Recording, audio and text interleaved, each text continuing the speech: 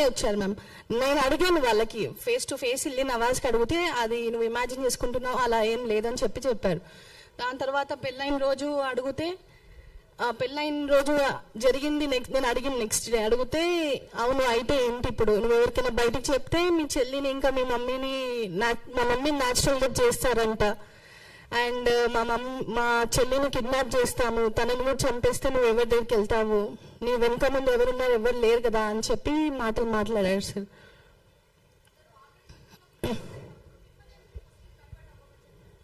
అదొక ప్లాన్ అని నాకు తర్వాత రీసెంట్గా మ్యామ్ వాళ్ళని కలిసి సార్ వాళ్ళని కలిసిన తర్వాత అదొక ప్లాన్ అని చెప్పి నాకు అర్థమైంది. స్టిల్ నేను ఎక్స్పెక్ట్ చేస్తున్నాను ఏంటంటే అతను ఏదో ఒక రోజు మాట్లాడని చెప్పి అని అనుకున్నాను. కానీ తర్వాత తెలిసింది లవ్ జిహాద్ అనేది ఉంటుంది, నిజంగా ఉంది అసలు లవ్ జిహాద్ అనేది అని చెప్పి నాకు మొన్న తెలిసింది.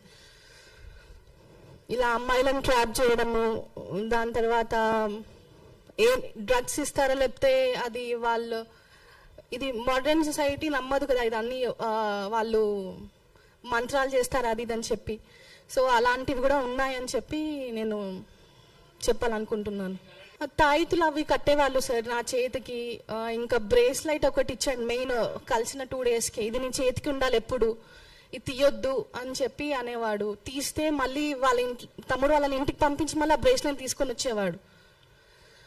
సో అది అంత ఇంపార్టెంట్ ఏంటో నాకు అర్థం కాలేదు అప్పుడు. దాని తర్వాత లేటర్ ఉన్న అవన్నీ ఇప్పుడు ప్రెసెంట్ నా దగ్గర ఇంకా ఉన్నాయి అవన్నీ వాళ్ళు ఇచ్చినవి. కానీ అతను ఏదైతే ఇచ్చాడు పడేపించాడు, నాకు దర్గాకి డిసెంబర్లో తీసుకెళ్ళాడు కదా సార్, అప్పుడు ఆ బ్రేస్లెట్ పడేపించి ఇంకొక తాయితు కట్టిపించాడు నాకు.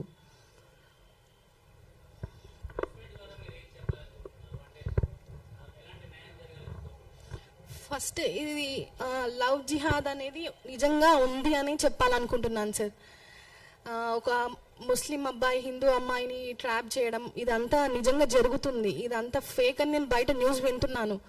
కానీ ఇది నిజంగా ఉంది, అమ్మాయిలను ట్రాప్ చేస్తున్నారు అని చెప్పి, వేరే అమ్మాయి ఇలా అవ్వద్దు అని చెప్పి నేను ఈరోజు ముందుకు వచ్చి ఇవన్నీ చెప్పడం కానీ చూపించడం కానీ జరుగుతుంది సార్. అవును సార్, ఫస్ట్ 16.7 lakhs బాండ్ చేయించారు వాళ్ళే. అది ఉంది నా దగ్గర.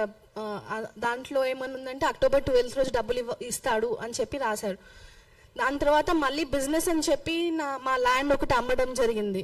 బిజినెస్లో తన పేరు మీదకి బిజినెస్ ట్రాన్స్ఫర్ చేస్తున్నాను అని చెప్పి మా మమ్మీతో మాట్లాడడము, తన దగ్గర నుంచి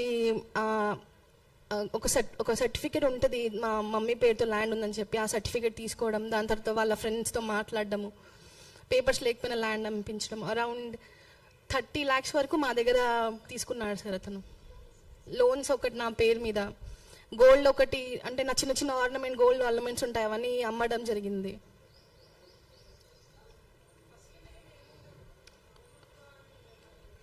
ఫస్ట్ మా షాప్కి రావడం అయితే నవాజ్ ఉంది మ్యామ్, నవాజ్. దాని తర్వాత నవదుర్గలాగా మారాడని చెప్పి సర్టిఫికేట్ చూపించాడు.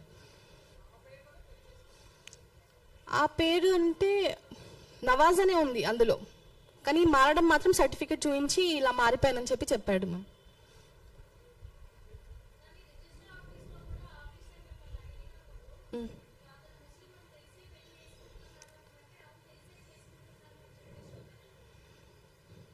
అలా ఏం అంటే అడగడం అంటే వాళ్ళు చదివిస్తారు మనతోటి, అదేదో రిజిస్టర్ ఆఫీస్లో ఒక పారా చదివిస్తారు మనతోటి, అది చదివించారు. నాకు ఏమని చెప్పారంటే 10 daysలో మళ్ళీ మార్చుకోవచ్చు, అలా ఏం ప్రాబ్లం ఉండదు అని చెప్పి 10-15 daysలో మార్చుకోవచ్చు అన్నారు. జస్ట్ నాకు తెలిసి ఆ సర్టిఫికేట్ ఎందుకు చూపించడం జరిగిందంటే నా ట్రస్ట్ గెయిన్ చేయడానికి కోసం అని చెప్పి చూపించడం జరిగిందని చెప్పి నేను అనుకుంటున్నాను సార్.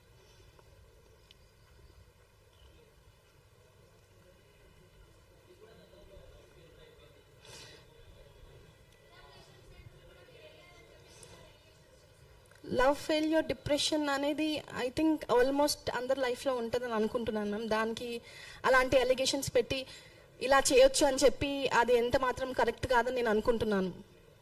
ఇప్పుడు అతను వేరే అమ్మాయితో మాట్లాడిన చాట్లో May 17th or 16th, May 1st weekలో మాట్లాడిన చాట్లో ఏముందంటే, నేను 2020 నుంచి సింగిల్, నాకు మా అక్క ఒకటే ఉంది, నిన్నే పెళ్లి చేసుకోవాలనుకుంటున్నాను, నువ్వే నా ఫ్యూచర్ వైఫ్వి, నేను కలవాలనుకుంటున్నాను, నేను వరంగల్కి వస్తున్నాను, మళ్ళీ ఇది ఏమో అంటారు మ్యామ్.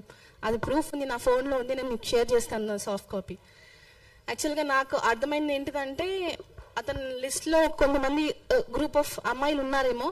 సో అతను చూస్ చేసుకొని ఫస్ట్ ఆ అమ్మాయిని టార్గెట్ చేశాడు. ఆ అమ్మాయి పడకపోతే నన్ను టార్గెట్ చేయడం జరిగింది ఆ చాట్ బట్టి చూస్తే మాత్రం.